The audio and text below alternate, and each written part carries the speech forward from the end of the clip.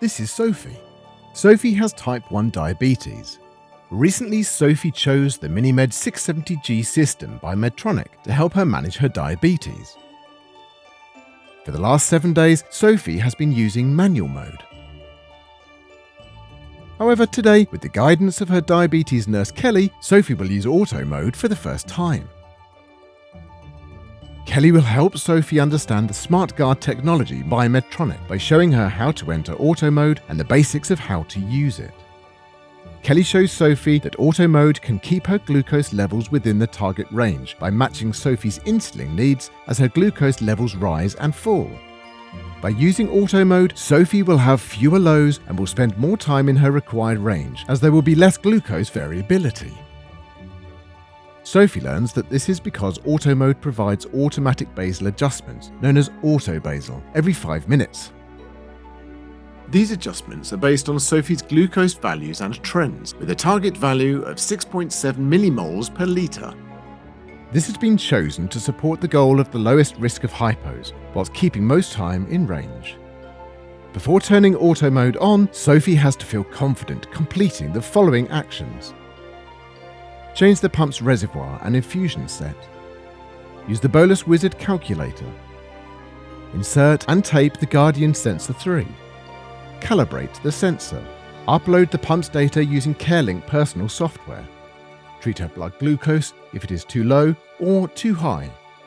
Kelly recommends that Sophie only uses auto mode after 7 days of using manual mode. Together, Sophie and Kelly enter Sophie's carb ratio and active insulin time in the pump's delivery settings under the bolus estimate setup. If Sophie had been using the bolus wizard calculator, these settings would already be available. Kelly also checks that Sophie is wearing her sensor and that it is working. Sophie also learns that she can turn on auto mode by following the instructions on the pump screen. Sophie can use auto mode's readiness status screen for further guidance.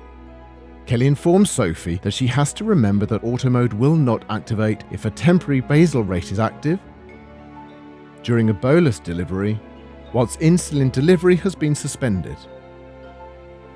To turn on auto mode, Sophie must press the menu button. From there, she must now select Options, followed by SmartGuard. From here, Sophie must switch the auto mode setting to on, and finally select Save to confirm her pump's mode update. Now, Sophie's pump will notify her when it's time to enter a blood glucose value to enter auto mode. When Sophie has enabled auto mode, there will be a big blue shield icon with a glucose value in the middle, displayed on the pump screen. Sophie remembers what Kelly told her about the importance of calibrating the pump. For the sensor to provide the pump with the best information, Sophie should calibrate her pump 3 to 4 times a day. Sophie also remembers it's important for her not to calibrate the pump if her glucose levels are fluctuating. It is important that, on the day of the sensor's startup, Sophie should calibrate between 40 minutes to 2 hours after the sensor's insertion, within the first 6 hours at a time when she does not have more than one trend arrow. For the rest of the day, Sophie should calibrate before her meals and before going to bed. Sometimes the pump will ask for an additional calibration to be on the safe side. To calibrate the sensor, Sophie has to test her blood glucose by using the Contour Next Link meter to wirelessly send her glucose level reading to the pump, or using any meter and manually inputting the data.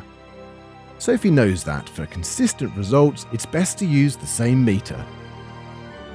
Sophie now knows all there is to know about her pump's auto mode and is ready to start her journey with her MiniMed 670G system with SmartGuard technology.